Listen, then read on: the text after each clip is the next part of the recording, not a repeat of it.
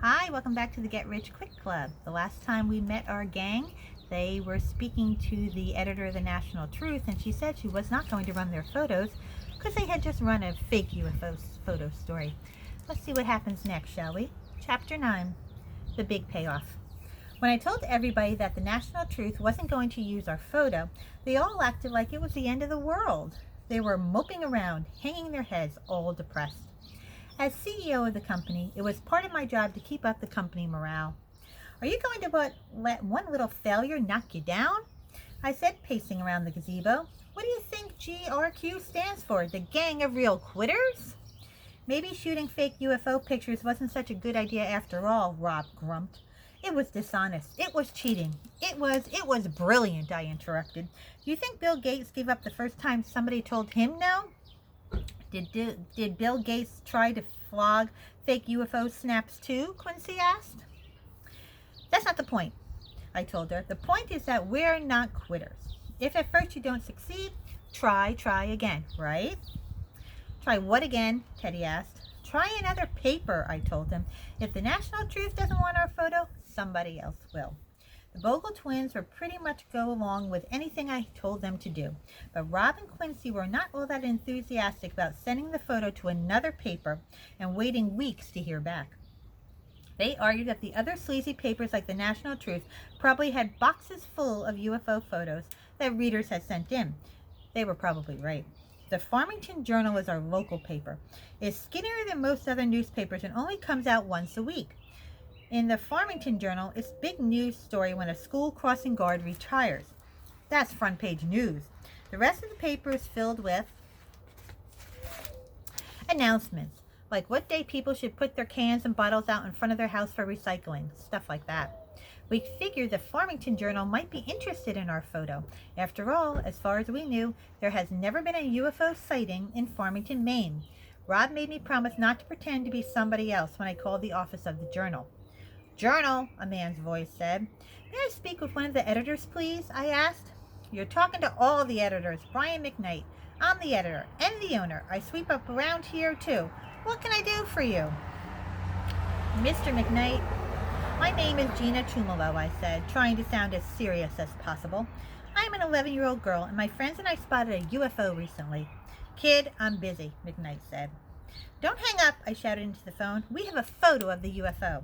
Oh, yeah, he said, a little interest in his voice. You kids shot a picture of a UFO right here in Farmington? That's right, and we're thinking that maybe you might want to put the picture in the journal. What does this so-called UFO look like, he asked.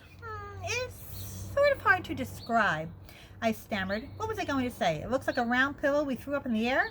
You'd have to see it. I have a hole to fill in next week's issue, Mr. McKnight said. Why don't you bring your photo over so I can take a look at it? It might be a good human interest story. Well, Rob, Quincy, and the Bogles were about as excited as puppies at dinner time. They wanted to go over to the Journal right away until I reminded them that we didn't have the photo back from the National Truth yet. When the photo did arrive 2 days later, we rode over to the Farmington Journal office like we were Olympic bicycle racers. Panting and out of breath, we left our bikes in a pile and dashed inside. The receptionist asked who we were, and we told them we had come to see Mr. McKnight. She called him on the intercom and led us down the hall to his office. Brian McKnight was a heavy man with a mustache. His desk was cluttered with papers, coffee cups, Chinese food containers, and junk. Don't tell me, let me guess, he said when we burst into the office. You're the kids who saw the UFO, right? How did you know? Rob asked. I've got ESP. I'm on deadline. Let me see your photo. I handed him the UFO picture, and he looked it over carefully. Then he took a magnifying glass out of his desk drawer and looked it over even more carefully. He kept stealing glances at us, and we kept stealing glances at one another. You shot this yourselves? He finally asked. It's not bad. Not bad at all. Now tell me the truth. Is it real? I figured Rob, Mr. Always Tell the Truth, might crack. It looked like he was about to say something, but I stepped on his foot and he kept his mouth shut. Sure, it's real, Teddy Bogle piped up. I ought to know, because I was the one who snapped it. I could always count on the Bogle boys to tell a lie. For once, I was glad I had decided to let them hang around with us. Well, this is your lucky day, Brian McKnight said. I was holding page 1 for a special school board election, but they postponed it. Does that mean you're going to print our picture? I asked, trying to pretend I wasn't excited. If I don't, I got a hole on page 1 the size of Greenland. All right. We all started jumping up and down and yelling like some game show contestants who had won the grand prize.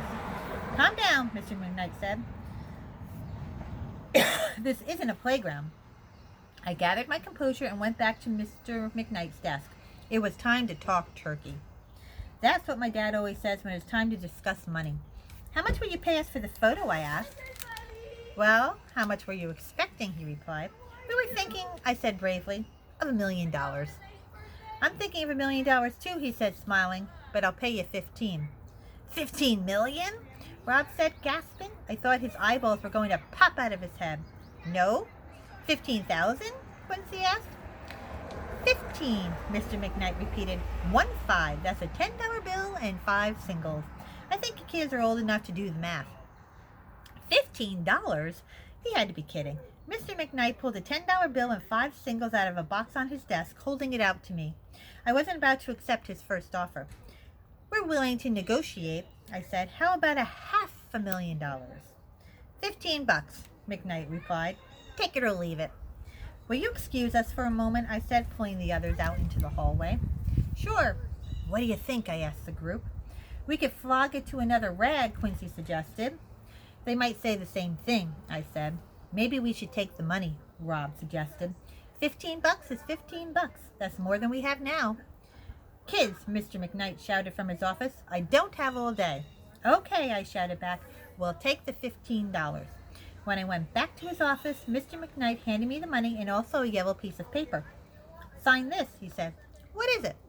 A contract, he says. It basically says we paid you the $15 and the journal owns the rights to publish the photo. The contract was only 1 page, but the page had a lot of words on it. They were printed in really small letters. I couldn't even figure out what half the words said or meant, but I didn't want to look stupid. I nodded my head knowingly and signed the line at the bottom of the paper. I handed the sheet to the others for them to sign too. Great, kids, Mr. McKnight said as he walked us back to the reception area. Look for your photo in next week's journal. If you want, you can stop by the office and I'll give you some extra copies to put up on your refrigerators at home. We rode our bikes home from the journals a lot slower than we rode them getting there.